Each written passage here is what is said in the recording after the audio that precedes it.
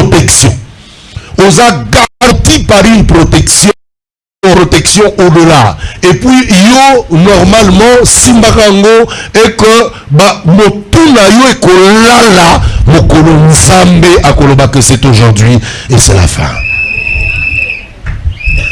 Et c'est comme ça, tu n'as même pas le temps. Aux a tenté, hein, aux a tenté, yakomanago, bondelaka, bayini bakoya, bakotanga fiti, yaya tika bango, parce que c'est l'Éternel qui se charge d'eux. Zambe ne mutazwaka soin na bango, et que toi tu es tellement bien situé en Jésus, aux a la position katina Yesu, et que tu n'as rien à craindre.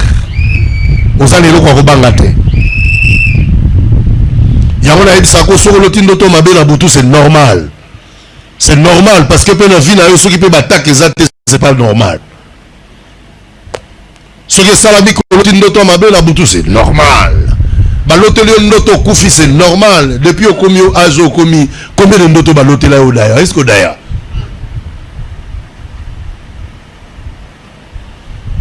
Combien de ndoto balote là? Il y en a plein.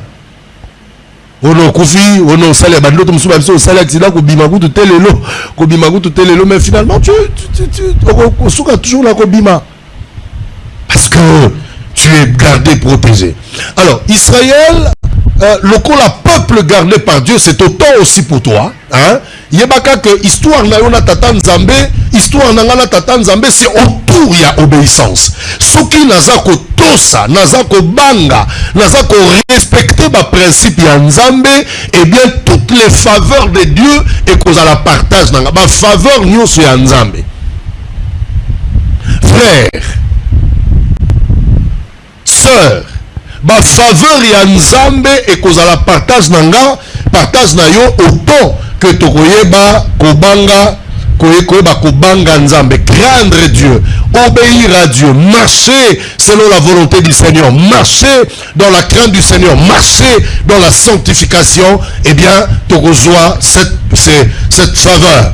Alors, et ça l'a mis que Israël, Jérusalem, Juda, Sangi Kokokisa, Mokano na Nzambe, et voilà, Nzamba permettre, tout à l'heure, Yosoki Nzamba longoli loko atchaka autour de toi qui te protège, otika la polele. Soki Nzamba longoli lobo connaît sur toi, otika la polele, otika la sans abri, sans protection, sans truc, sans eloko.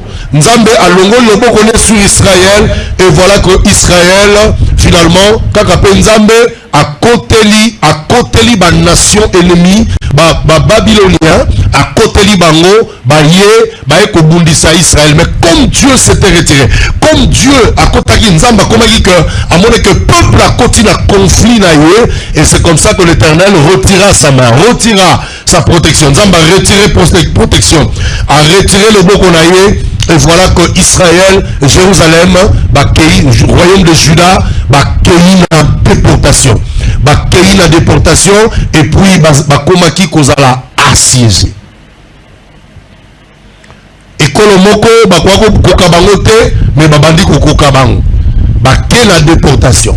Frères, sœurs, la situation, monsieur, comme la Kabiso, c'est Dieu. C'est Dieu qui en est l'auteur.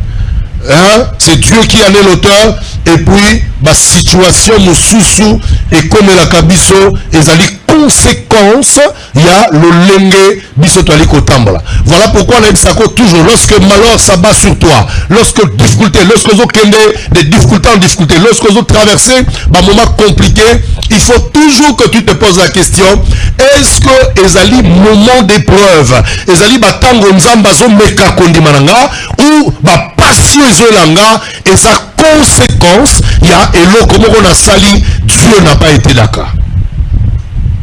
Nous sommes des enfants légitimes.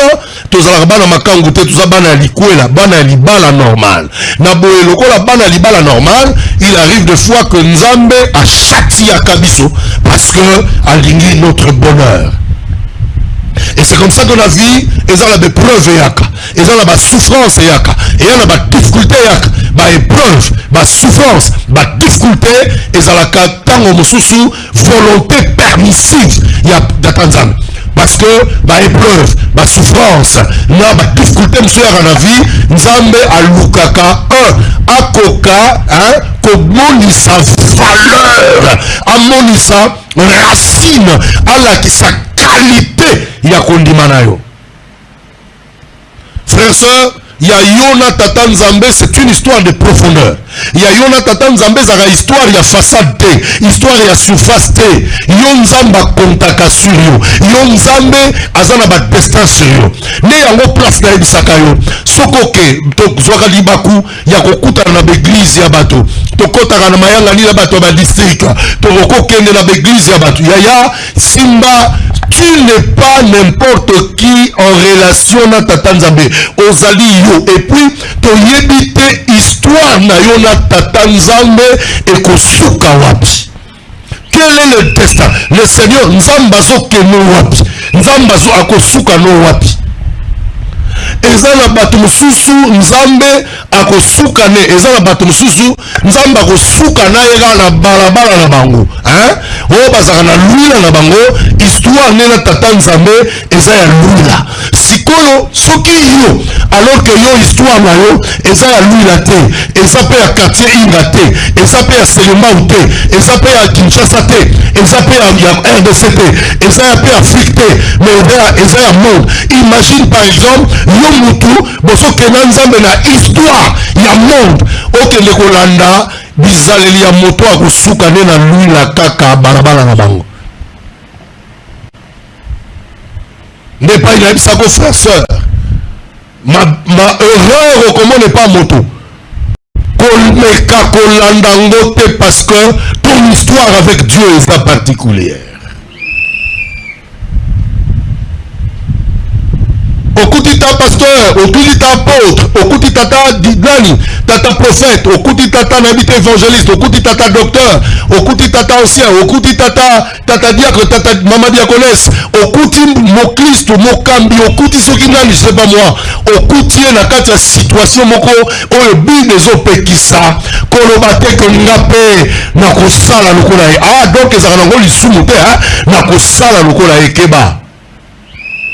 Keba, parce que bato mususu histoire de Tata Nzambe osuka na balabala na bango kaka. Mais yo histoire de Tata Nzambe c'est au-delà des frontières. C'est au-delà des frontières. C'est au-delà des frontières. C'est au-delà des frontières. Finalement, Nzambe a permettre que Juda a que Israël batte la souffrance. Quand batte la souffrance, Nzambe aza capable pour la kotika biso to kota na ba souffrance, mais les épreuves, les souffrances, les difficultés, ba épreuve, ba souffrance, ba difficulté. Oyo outie pas ya Nzambe. Oyo outie pas Nzambe, et ça na quelques rôles na repesa yo avant de continuer matéa. Ba souffrance, ba épreuve. Et puis na yebisako soko kena ndako Nzambe, ba yebisio ke mo Kristo akono ko mate bima na ndako Nzambe. Bima. Est-ce que nous avons que fille à mon Christ que sa souffrance sur souffrance? Non. Mais nous avons que les souffrances, les épreuves, les difficultés font partie. Il y a un instrument, il y a Tata Nzambe pour quelques rôles. Premier rôle, ce qui nous va permettre souffrance, ce qui nous va permettre épreuve, ce qui nous va permettre de difficulté la vie. Oh, vous n'êtes pas Nzambe, la première des choses, Nzambe azolinga a révélé, a tali la face ya que on dit melaye pa bongo on dit melaye pour la mapamboli ya mokiti on dit melaye pour la bongo ya seko parce que frère mon papa président Mobutu paix à son âme et c'est par respect que nous otanga kombonaye papa président Mobutu tanga nazaki beaucoup d'honneur beaucoup asali mingi na mboka pendant plusieurs années na évité sauf volonté en Nzambe limité et ça le président Moussous a kosala autant d'années le kola au tata président Mobutu Salaki. Regardez a koufi na Maroc na Rabat a koufi na Rabat et puis ndako na ye bandako ya kitoko ezaki partout bakundi ata na lupango ne mokote kundi ata na lupango ne mokote bakundi wapi na mboka mopaya. Et pourtant, Yemoko abade koloba que apesaki jeunesse na yoso pour na école oyo. Mais voilà là où il est allé. C'est pour dire, frère, ce qui est côté, il y a eu quelques évangiles pour le voyage, pour la kolata, pour la kobala, pour la kobonga. Biloko wane zab accessoire. Oui, Yesu a souffert pour la croix. Yesu a pesa mbeka pour que libaleya, makamyo soaneya, et ça n'a rien. Mais eloko leki motuya au-delà de tout, eloko leki motuya et sali okotalola. Il faut kotalola. Soko kotilola te, c'est la plus grande honte ya vina. Et ça soni oyo et kotika la kosila te. Yangona nzamba tika ka d'épreuve, ba difficulté, ba souffrance et le quoi liboso pour la kolakisa qualité ya vie. Qualité ya vie spirituelle ozalaka nani vie spirituelle eza boni tala vie spirituelle bomo ya bokristo eza sekele ya bato mibale yo conscience na yo et puis na tata nzambe bino mibale ka bato bomo bato bakotala bato bakomona les gens diront les gens parleront mais ce qui est vrai moto ami yebi malamu eza yo kaka et puis na tata nzambe mais non nzambe alingaka pe à un certain moment apesa preuve apesa ba bilembo ba signe que yo ondimela ye pona kolata te ondimela ye pona kobala te ondimela ye pona mbongo te ondimela ye d'abord pona vie éternelle. Et puis nzamba rappelle apesa preuve et pas à Satan que tu l'as aimé, c'était sans condition. Yango mona tala bimeli Satan mla nzambe bakutani na l'histoire Job, hein? Tant bakutani na l'histoire Job, nzamba zo Satan on a autokudiangala. C'est ça qui ça là on autokudiangala. Bon, autokudiangala mais dans kokudiangala là est-ce que tu as vu mon serviteur? Voilà, tu as vu mon serviteur. Pesa nzamba bete la rotolo. Liboso Satan appelle liboso bilimo mabe. Il faut donner l'occasion à Dieu à bete la rotolo.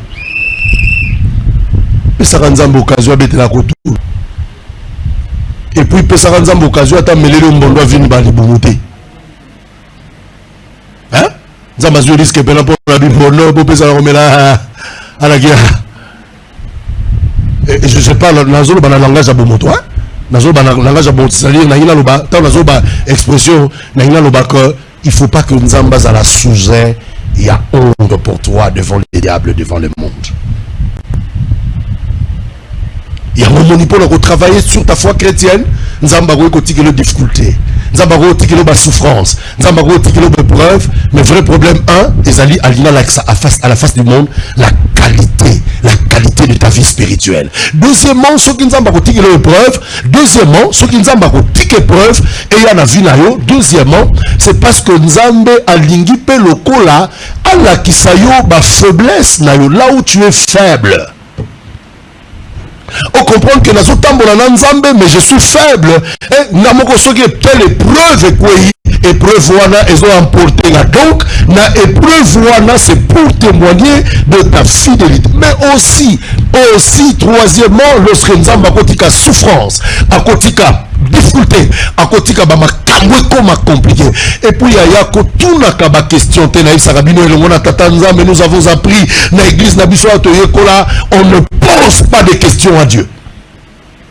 Mais on l'accepte. On le consulte. Et quand je comprends que derrière ma souffrance, eh bien, parce que ce qui nous va permettre, souffrance, épreuve, difficulté comme l'anga, en quatrième raison, nous avons parce que a préparé une gloire, et ça l'expression permettre le bango, parce que nous avons préparé une gloire, la zoologie, une gloire glorieuse. C'est pourquoi Zalaka sur la Tata Nzambe, il y a une gloire glorieuse. Et ça n'a que l'Éternel réserve pour toi. Et ça n'a que l'Éternel garde pour toi. Raison pour laquelle même si on souffrir, qu'on ne l'allait pas battuter. Bâtonnier sur baleki la souffrance Christ. nzamba bakoloba ke yesu makambo bongo na puis Kristo alaka bongo na makambo salama nzamba bakoloba lenga lobaki que la terre soit la terre était et pourquoi lobaki que tobika mbala motobika mais potobika regardez yesu il faut d'abord akota na kati ya libumu akoti na kati ya libumu tanga akoti na kati ya libumu il fallait bota mamba moko asali 9 mois le roi yonanga 9 mois et après 9 mois abandi enfance normale assisté enfance normale akoti na adolescence à l'adolescence akoti na vie adulte et puis à vie adulte après 33 ans abakami akundami akufi akundami et puis ekulusu yaya toyoka yango na sango ekulusu toyoka yango na sango lekulusu mais comment moyenge bene comment nzambe a souffrir nzambe andima pasi comment nzambe akondima pasi et puis nga moto pamba yo moto pamba oboya souffrance ono ya nzambe ono ya yesu oyo nazondimela qui est passé par la souffrance c'est absurde. C'est absurde.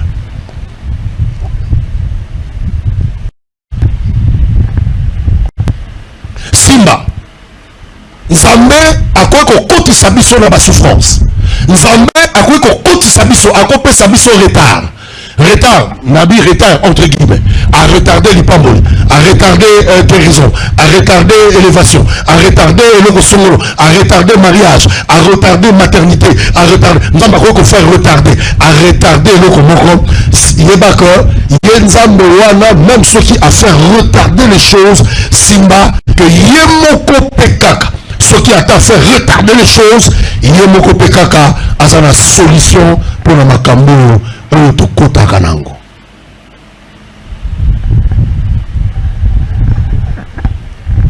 La muka Israël bafandi na kati ya servitude na Babylone sikoyo place totanga ne sikoyo consolation ya nzambe ezali koya. Et c'est comme ça que peut-être la habité pendant toute l'année 2025 ozalaki asservi ozalaki na se ya bokonzami ya nini eloko nini etingami yo ekonzi yo etamboli na yo etikeli yo tante ovivre bapromese ya nzambe durant toute l'année 2025. Et bien maintenant pas grand eye pour te dire que nzambe azokanisa akonsole yo. Il y a un moment verset bandit, Esaïe chapitre 40 pour la bataille retard. Esaïe chapitre 40, verset 1er le dit, consolez mon peuple. Donc pendant ces 21 jours, on reçoit ma consolation, il y a Tatanzam. Ça 40 jours, il y a 21 jours, il y a consolation. Alors il dit, consolez mon peuple. Bandeko ba Christo. Rapport Nabisona Tatanzam, je répète et j'insiste, rapport Nabisona Tatanzam sera toujours relatif na obéissance, relatif na soumission, relatif. Nzambe aza capable de relever, Nzamba changera, et ça en fonction de la sala. Il y a un sao, Nzamba ramout, au linguier, à linguier, au bouillonnier, oboyi loko sepelane oboyi avant l'année osepelisi ya kosepelisa oboyi loko sepelisa ye pa oboyi ya kosepelisa yo okomamozolo bao. Donc bafille na biso na tata nzambe eza en fonction ya lolenge tozotama. Et voilà soki par exemple libota nzambe peuple de Dieu soki par exemple tozosala makambo nzambe akolinga te nzambe akoboya kobenga biso mon peuple tala eloko eza kitoko nzambe alobi consoler mon peuple. Et là on a sepelaka na nzambe quel que soit moment il y a crise, quel que soit moment il y a souffrance, quel que soit moment il y a akotika yo mais soki ngongane beti pour consoler yo ako changer même bakongo ako changer même l'appellation ako ko ba sopa mais il dit quoi mon peuple. C'est comme tout le monde sur cette consolation de la part du Seigneur nzambe changer. Comment Nzambe azali kobenga yo pendant tout ce temps dans ta vie de turpitude, dans ta vie de na bomono ekokenda na bomono ya moment ya bassesse spirituelle. Mais dit quel a été le terme que l'Éternel avait utilisé pour toi. Mais la recève à Nzambe du haut des cieux abenga yo mon peuple, mon peuple, mon peuple.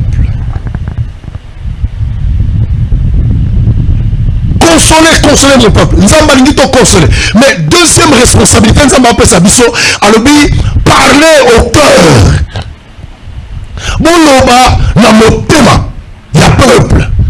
Trois, Nzamba alobi to crier. Mais naki nako consoler, nako loba, nako crier, Nzamba appelle sa biso trois missions.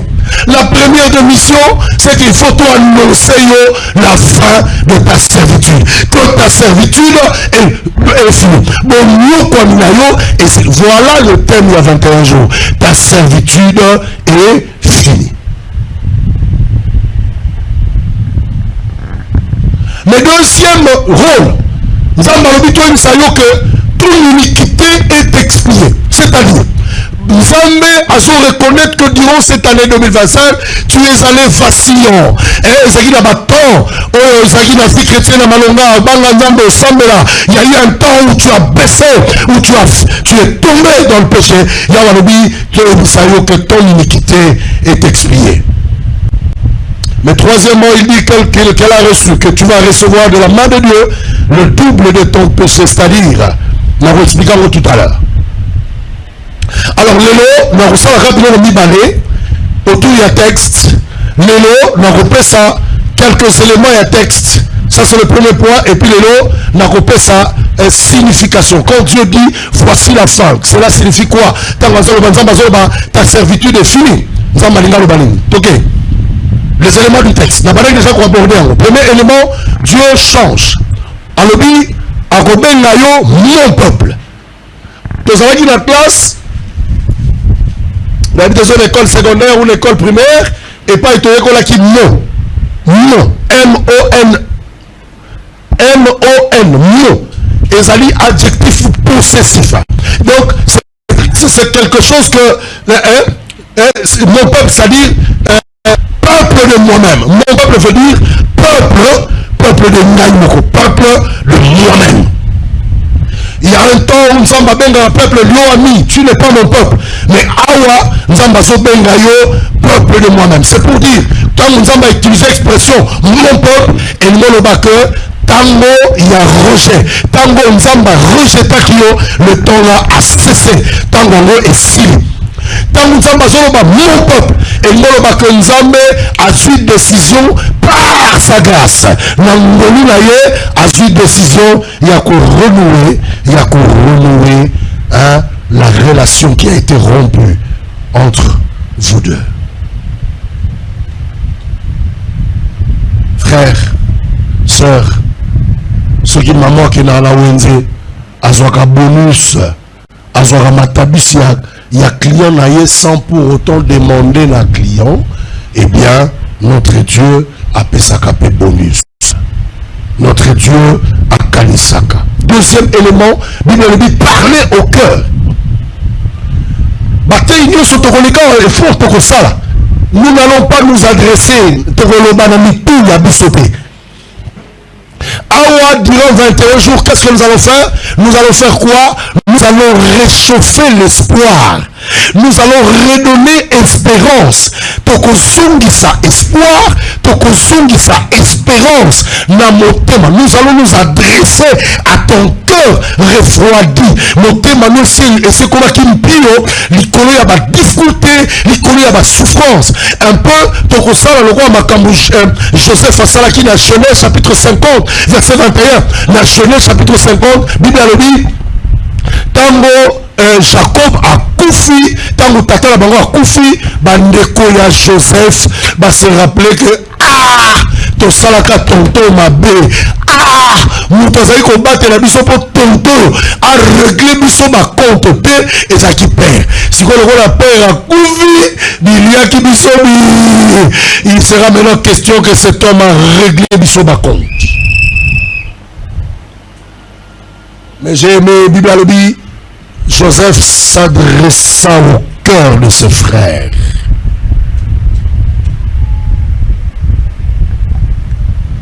Ce qui montait mano ezaki refroidir.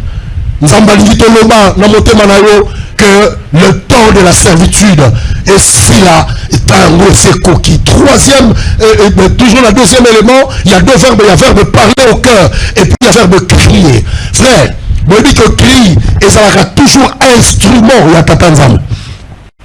Durant 21 jours, ne t'empêche pas de parler. Durant 21 jours, ne t'empêche pas de crier. Parce que qui et ça l'a capé et ça l'a instrument il y a Tata Nzambe pour la tina kobimisa biso na kati ya souffrance et ce qui Jésus a aussi crié il soit crié qui ne kulusu à combien plus forte raison là ngam nazala besoin de servitude dans les là à combien plus forte raison ne crierai-je point.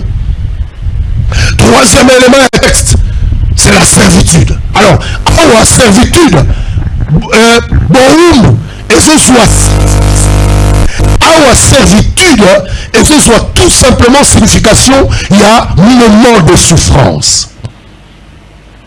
Et ça la bâton de souffrance. Et le bâton il y a maladie. Et le bâton il y a la situation. Et pendant longtemps, ils ont ligné changer les situations et se changer. Pendant ces 21 jours, nous avons invité Bisso à une foi transformatrice, à une foi qui change les situations, à une foi qui renverse la tendance des choses, à une foi qui redresse la balance, à une foi qui est capable ya kolongolanga na kati ya situation o eguminga motuta ngomolai. Naebisako Nzambe atelaka compte ya ba circonstances pe attend. Nzambe atenaka compte ya prise ya conscience. Ce qui tango wana yo aussi conscience Nzambe pas capable ya ko changer. Et puis tu as ça yomba na nyoso ko soit conscience de ton état, de ta situation, ce que telemi Nzambe pas comme d'accord que cette situation change. Ce qui attend au téléma, mais cette fois-ci c'est une foi différente de tous les autres. Téléma encore une fois cette fois et le Seigneur fera grâce. 21 jours, ezali 21 jours d'habitude, il y a mon message noté. 21 jours, ezali moment de prière de plus. Non, 21 jours, ezali 21 jours, il y a un réchauffement, il y a mon mananga pour que l'espoir y revienne. Et puis, il y a un mananga de manière à ce que les choses changent.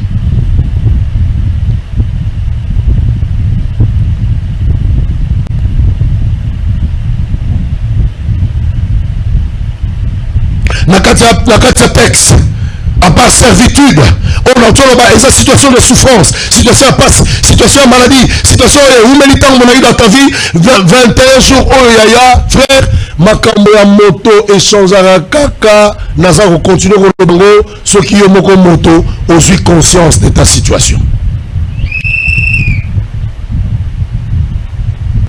Et puis malanio se rejoint une décision pour ta vie. Passer l'expression, c'est comme si on rebangi sa lambe. Regardez. Batongia tour de Babel. Balobi bon, Nzambo, babete la biso lisuwa za na lola. Nzamba ngova na lola. Nzamba ngoto muna mona eti. Or moko boye neta sungi biso, mo neta nyati biso kara. Mo neta pamboli biso, mo neta tibe bon ça va.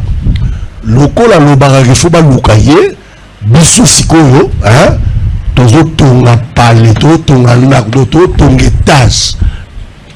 To tonga étage si to rekene ko mona yi. Tout ton étage dit que monaï biso to a déterminé to so que ko monaï babandi kotonga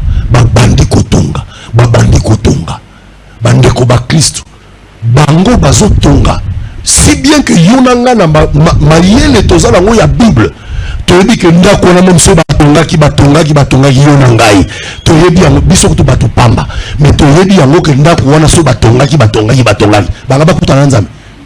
Et ça la place longtemps mati banga ba lochaka ba difficulté na ba viol ba liko voler les lots.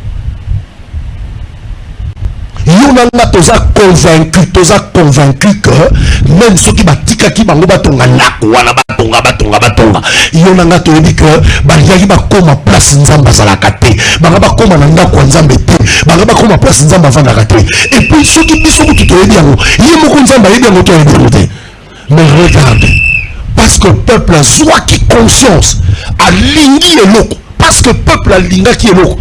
Et lourd, c'est intriguant dans cette situation. Même Nzambe. Où Yoka Nzambe. Bandeko, Banoyo, décision basui. Ce qui peut empêcher Bango T, Bako réaliser décision là-bas. Bote Nasongeli. Est-ce que vous pouvez lire la Bible? Eza nanda ko tongi mati et puis elle me connaît pas Nzambe. Ezali. Donc ce qui coûte biso bato bien c'est que Nzambe coûte remis tout ça. Nzambe va faire la calme. Mais voilà que bazo sala couple bango, Nzambe a se sentir en difficulté, menacé, ce qui peuple va continuer. Il y a 21 jours où tu es Nzambe en difficulté. Quand tu sais la Nzambe en difficulté, sois conscient de cette situation là, dis des choses. Oh Nzambe quand on va habiter. Moi non, tu vas passer le roi Solima. Moi non, tu vas passer dans cette servitude parce que finalement, elle a tellement déterminé.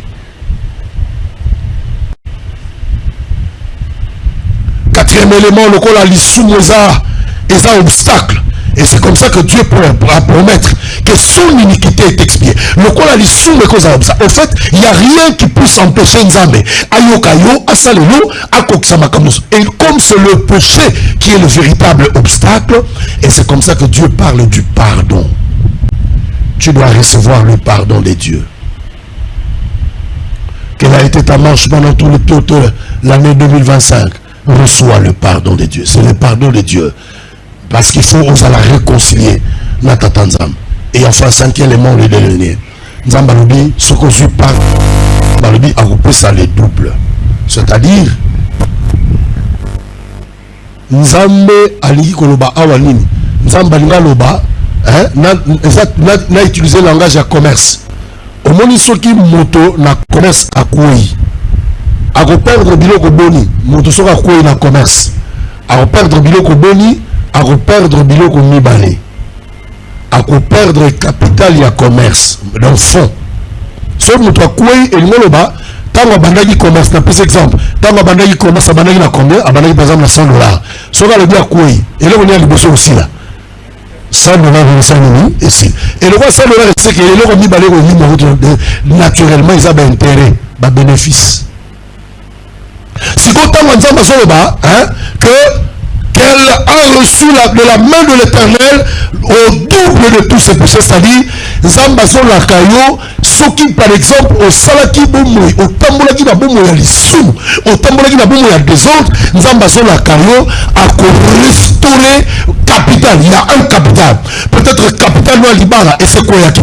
Capital na yo il y a bénédiction c'est quoi yaki. Capital na yo ko bota et c'est quoi yaki. Capital na yo ko bomba et c'est quoi yaki. Nzambalobi va d'abord restaurer le capital. Et le capital c'est dit et le par lequel tu dois commencer. Et puis deuxièmement, à couper ça les intérêts. Les intérêts, c'est à peu près le Nazoloba que je vous restituerai les années dont les sauterelles ont dévoré. Et enfin, pour aussi Samatea. Deuxième partie, que signifie quand Dieu dit ta servitude est finie? Nzambali Malobali.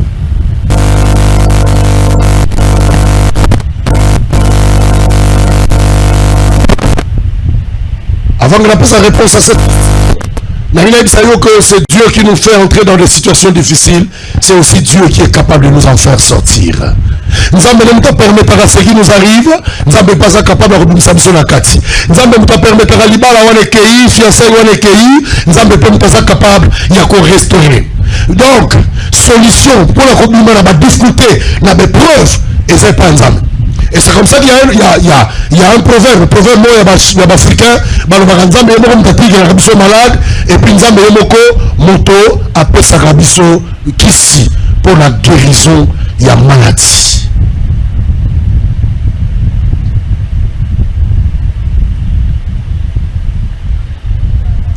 Quatre petites choses pour aussi ça. C'est que signifie la servitude finie.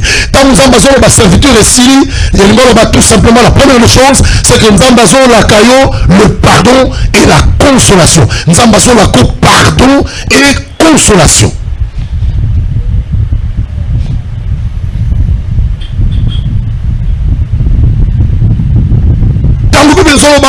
ta servitude est finie.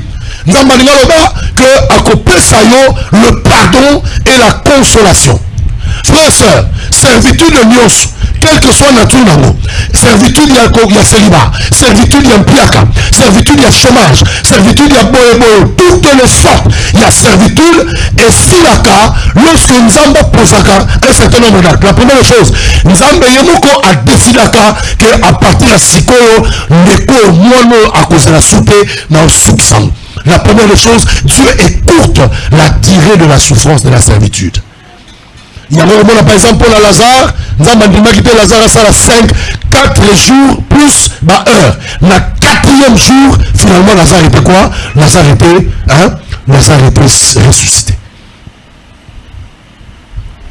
C'est parce que nous a décidé nous avons décidé ce matin de façon que Aloba, que situation est liée au point que le Seigneur décide. Aloba que Sikawa et l'Okwa dans ce terme et comme on le sait. L'homme malade a 38 ans. Nous avons refusé qu'il y a 38 ans et bakama un seul jour. Parce que nous commençons à grâce sur le temps où on est là. Nous commençons à grâce sur le temps où on a refusé le fils qu'un jour et bakama sur sa souffrance.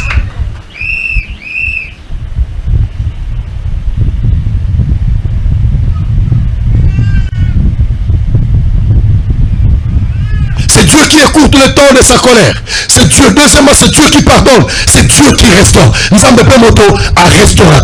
Il y a un moment, par exemple, Michée chapitre 7. Michée 7, 18 à 19, nous a dit, qui est un Dieu semblable à toi? Pardonnons l'iniquité et passant sur le péché du reste de ton héritage. Il ne garde pas sa colère à toujours.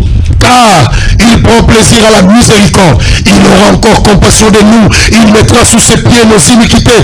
Et tu rejetteras au fond de la mer dans tous leurs erreurs, leurs péchés. Fini. Tant que servitude n'est fini. Et nous attendons de la part de Dieu décision. Il y a et Gumbi nous avons suivi la décision à fixer la délai, à fixer la limite. Et les cas sous limite, nous avons étendre. La deuxième des choses, tant que la servitude, ta servitude est finie. En fait, nous avons imploré l'amour de Dieu.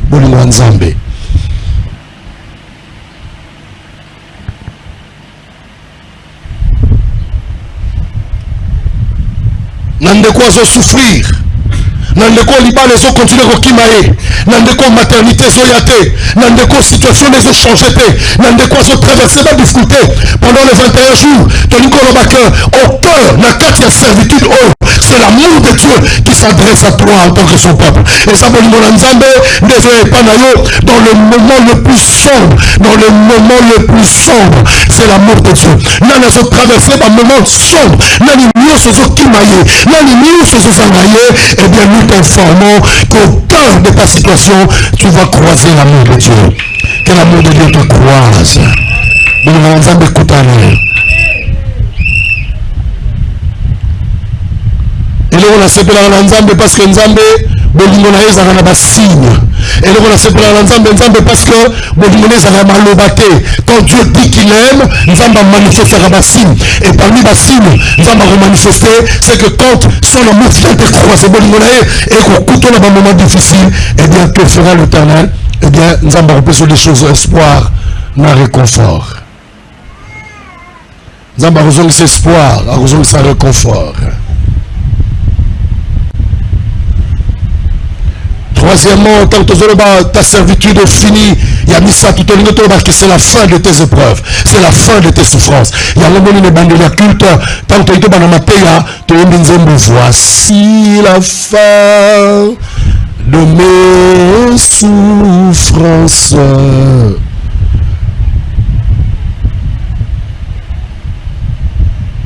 Mais Simba, pour tes servitudes dans le sila, il faut Simba deux réalités.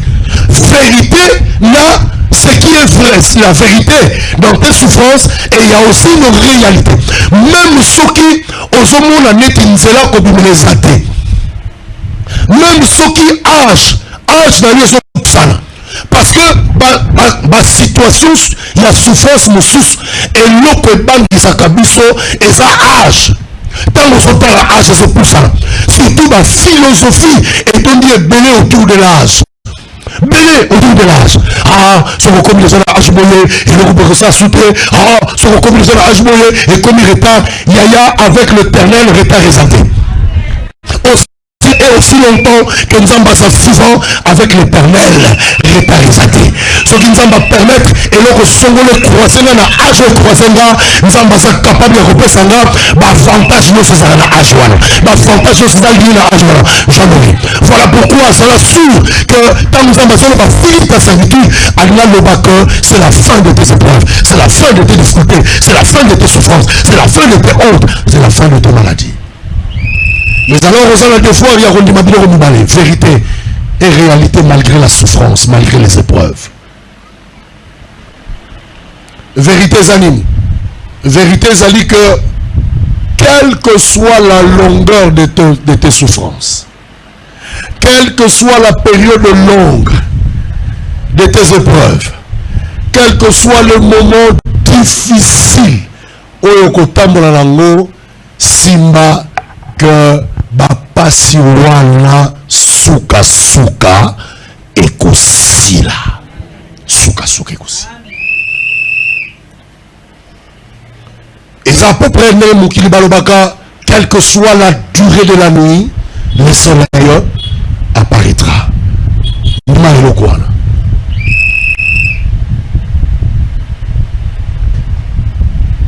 Vérité, ça dit que ta servitude finira. Pour ça, la mission de Sako, c'est moment de prière.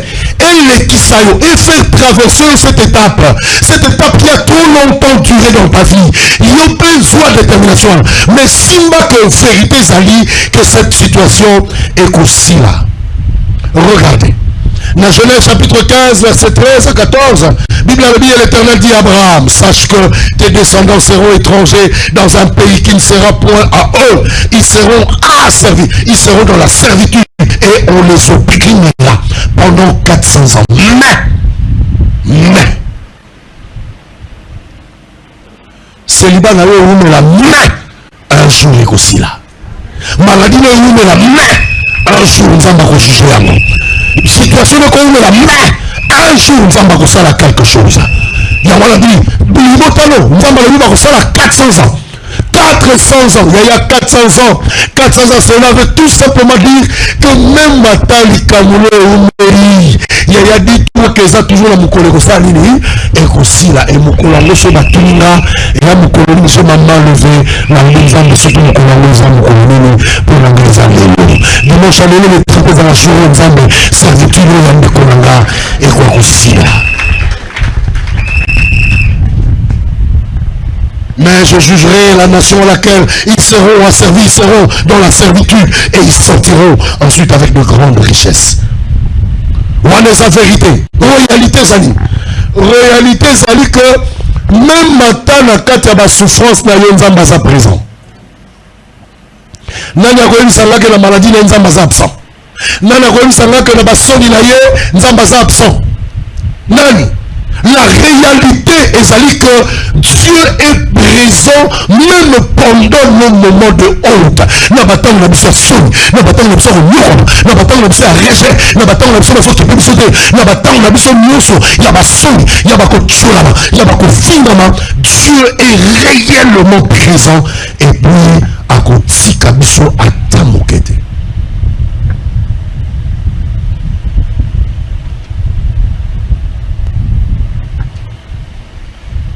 Hébreux chapitre 13, verset 5, version d'Arbiel dit que votre conduite soit sans avarice. Étant content de ce que vous avez présentement, car lui-même a dit, je ne te délaisserai point et je ne t'abandonnerai. Dieu ne t'abandonnera jamais. Il y a une réalité. Souffrance nous a traversé là-haut. 2025, on pèse là-haut, limite, on pèse là-haut, ligne, mais continue comme ça, là, au moins 2025, que l'Éternel se révèle. Après ça, grâce. Et tant que nous sommes à la fin de ta servitude, quatrièmement pour terminer, c'est que Et un message à espoir.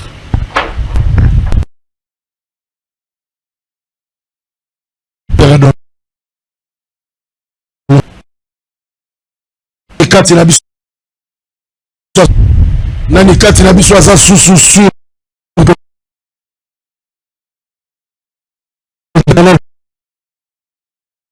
pas quelque chose dans ta vie. Voici la fin de tes souffrances. Et puis ça peut ça là aussi là. C'est comme ça. Voici la fin de ta servitude. Ta servitude est finie. Alléluia. Merci Seigneur.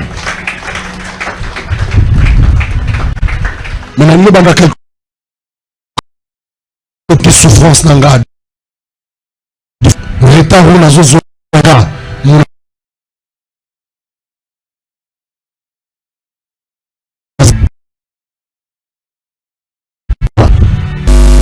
la base.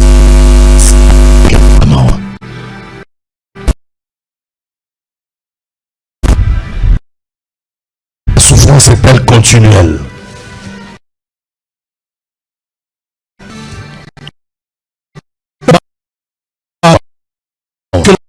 Obtenir le Dieu. Le banzambe, quel est ce comportement où il les oiseaux ils ont persécuté, ils ont la danga. Le banzambe l'issoumo nini on a la bienté na yambo la bienté. Le banzambe c'est ce péché là que le nazo yambola.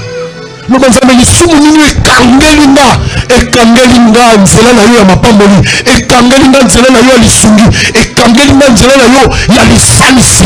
Le banzambe lelo nazo la restauration.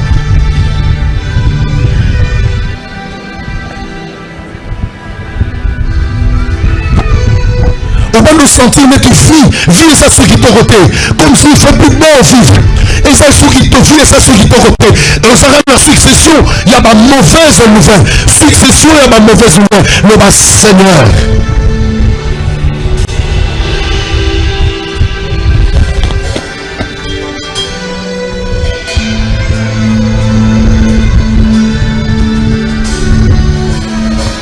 Le banzambe sungangai.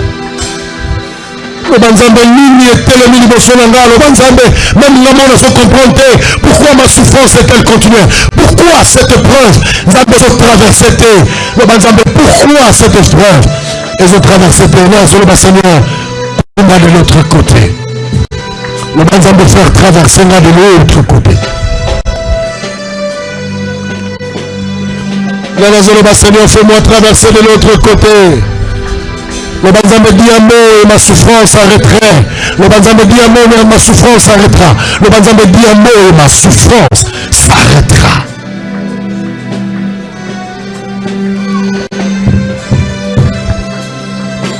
Yebisa nzambe yoka mtoko bisanga. Vina comme le rôle cercle. Net nazo tourner sika moko. Le banzambe mvula simana mvula. Je fais comme si je tournais, je faisais le sur-place. Le banzambe tobo la kata. Fungula nzela nanga. Le banzambe bimisanga. Bimisanga. Le banzambe bimisanga de façon définitive.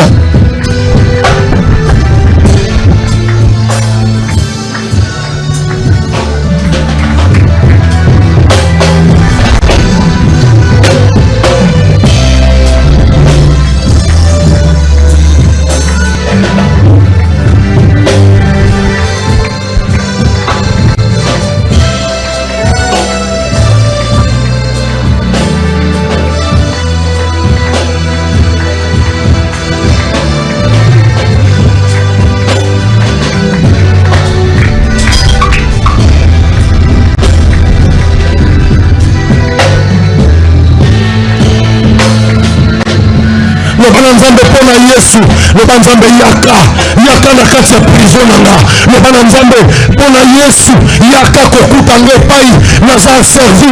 Le banzambe Yesu, le banzambe yaka pona Yesu, yaka kokutanga epai naza kokangama. Le banzambe pona Yesu, yaka kokutanga epai na kokobima te. Le banzambe pona Yesu, moto oyebi nzela nini akotelaki yo mpe moto oyebi nzela na kobimela.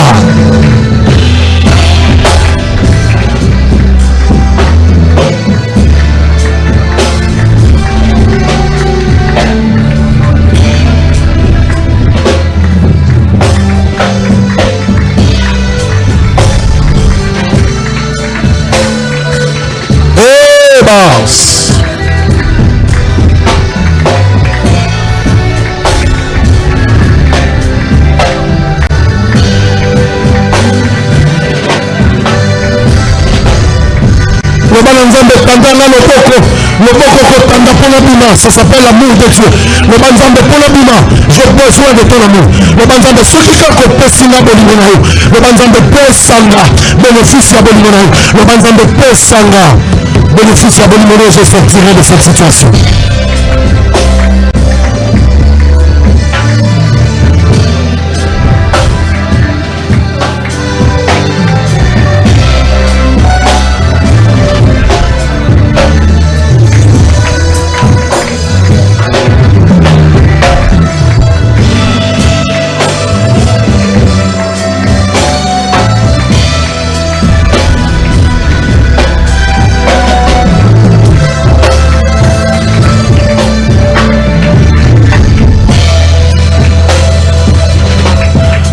Nzambe soki ezosenga na matamatisanga, soki ezosenga na pumbwapumbwisanga, soki ezosenga na tambolisanga, soki ezosenga na kotisanga. Loba nzambe nga nayebi te, nayebi eloko ya kosala te, eloko na konstate kaka likambo yango nazosambela nazochange te, situation yango nazosenga ezochange te. Loba nzambe yo mtoyebi tandela na loboko pesanga bolingo ya yo nzambe.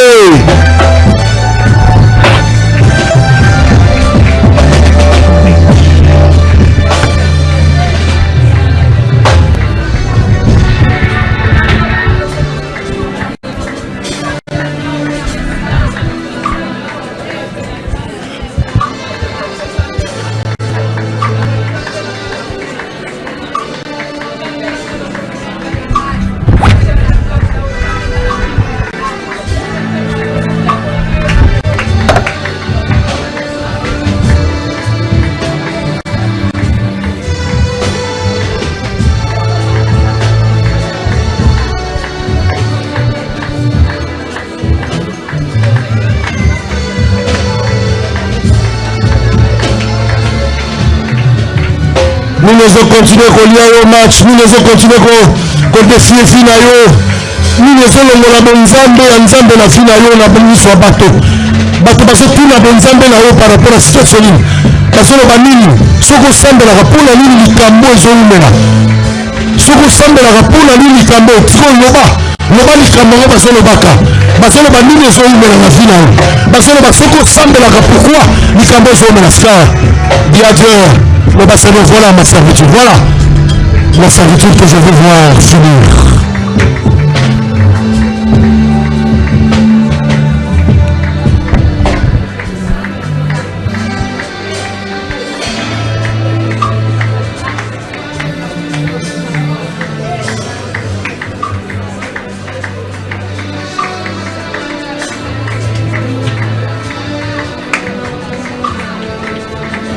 Oh Jésus, Seigneur. Père, je voudrais voir la situation qui a longtemps duré dans la vie de ton servant, de ton serviteur, de ton fils et de ta fille, Seigneur. Seigneur, pourquoi Seigneur, comme de vie, conscience. Seigneur, merci. Merci pour tout ce qui change et qui change dans ma vie. Seigneur, merci pour cette promotion, Seigneur, à laquelle tu me fais accéder, Seigneur. Après plusieurs années, Seigneur, je constatais que tu m'as amené. Seigneur, amène aussi ce peuple. Amène ce peuple à les auteurs. Amène ce peuple, Seigneur, à des choses que j'ai jamais expérimentées auparavant, Seigneur. Jamais vécues auparavant, Jésus.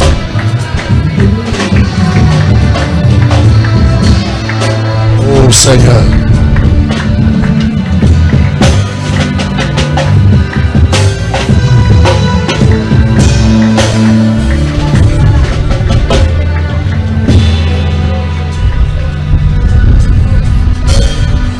ozotatola lokola Pierre, ozotatola lokola Pierre. Pierre azalaki na kati ya servitude, na kati ya kokangama, azalaki na kati ya bachaîne. Mais Bible alobi tango nzambe ayebisi etelema, tango ange atuti ye atelemi nyonso ekoya. Yo po tutami na loba nzambe sikoyo ntango ozotelema ozoloba na nzambe nyonso ekoya. Yo ozotelema to place oza ozotelema ozoyebisa nzambe nyonso ekoya. Loba na nzambe lokola Pierre nyonso ekoya. Et non seulement nyonso ekoya mais ozobisa nzambe baporte même soki efungwami te yo traverse yo bima nani atelemi ntango ozotelema ozotatola ntango otelemi ozotatola ntango otelemi ozotatola ntango otelemi ozotatola nyonso ekoya ntango otelemi ozotatola nyonso ekoya ntango otelemi ozotatola nyonso ekoya. Loba na nzambe lokola Pierre liloba na yo nzambe message eye yango na telemi awa nayoki message yango na telemi.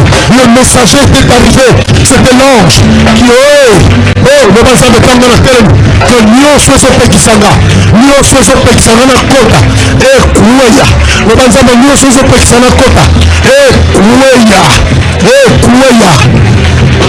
Loba nzambe nyonso ezopekisa na kota ekuweya na ezoloba ekuweya. Loba nzambe nyonso ezopekisa kota ekuweya. Loba nzambe ekuweya. Loba nzambe nyonso ezopekisanga na fima na kati ya situation ekuweya. nayebango te ekuweya. Nayebango te ekuweya. Loba nzambe ngai mpe lokola Pierre atako banzela efungwami te mais je sors. Tatola na bini awa nyonso ekuweyi. Deuxième déclaration loba na nzambe na bini.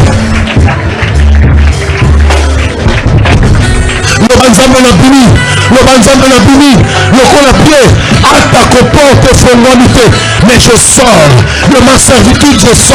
Ma servitude est finie. Non seulement qu'elle a fini mais je sors de cette situation.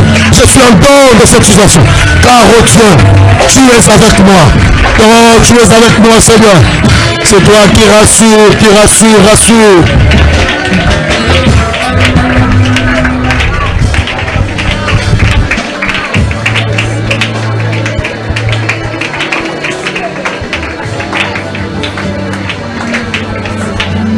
Bandako ya mbangolu ya nzambe parce que Dieu c'est ça ma grâce. Loba na nzambe ngolu na epesa allure musu na fina yo. Loba na nzambe ngolu na epesa marche mususu ya fina yo. Loba na nzambe ngolu eye sa marche ya sika. Loba na nzambe ngolu eye sa marche ya sika na fina nga. Loba na nzambe ngolu epesa vitesse ya sika. Loba na nzambe ngolu ekotisanga na banzela oyanga oyo nzambe abongisa. Loba nzambe ngolu ekotisanga na banzela oyanga oyo nzambe abongisa. Loba nzambe ngolu ekotisanga na banzela oyanga oyo nzambe abongisa.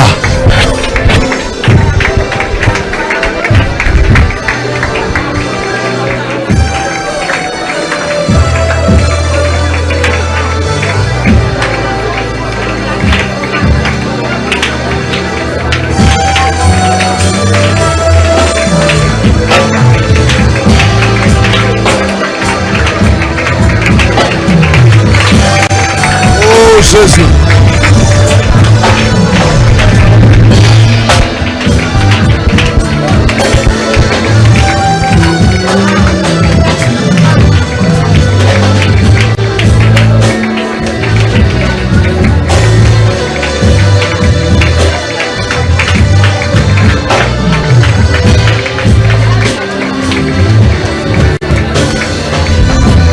Ngolu ya nzambe loba Seigneur ta grâce ekotisanga na banzelo yanga ekotisa na mabongiso ya yo mpo na nga.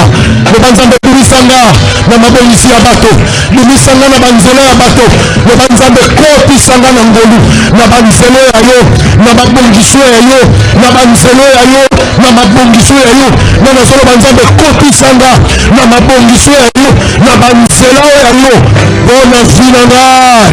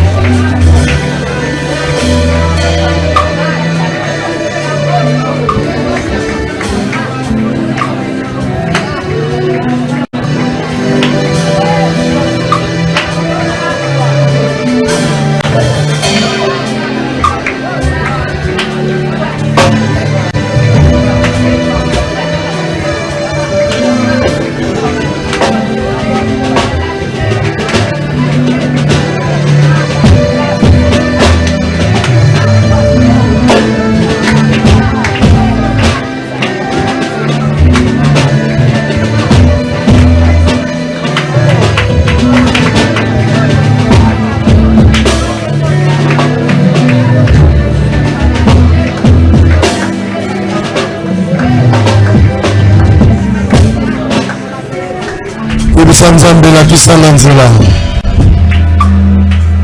Loba Nzambe la kisanga nzela na kobimela.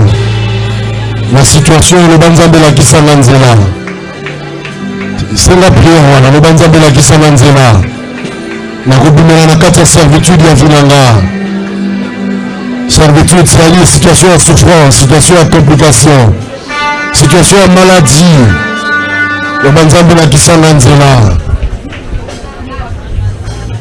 Le banzambe fungola nzela. Parce que finalement les aïko sala lokola le sur place. Mais ce qu'il faut n'attendre, le banzambe na kisanga nzela. Le banzambe na kisanga nzela. Continue que le banzambe na kisanga nzela. Le banzambe na kisanga nzela. Le banzambe la kisanga nzela. Le banzambe la kisanga nzela. Pour la likambo la kisanga nzela. Le banzambe pour la bimanakata situation la kisanga nzela. Le banzambe la vie banzela kobimanate la kisanga nzela. Yesu yonde nzela la kisanga nzela Seigneur. Nzambe la kisanga nzela. Alléluia.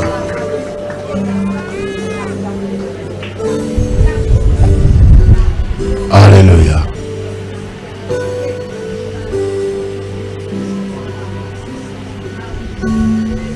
Merci Seigneur.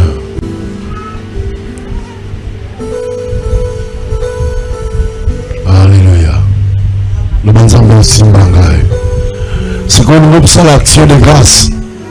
On veut ça l'action de grâce, mais qu'on veut ça l'action de grâce en fonction. Il y a des Chroniques chapitre 5 verset 6.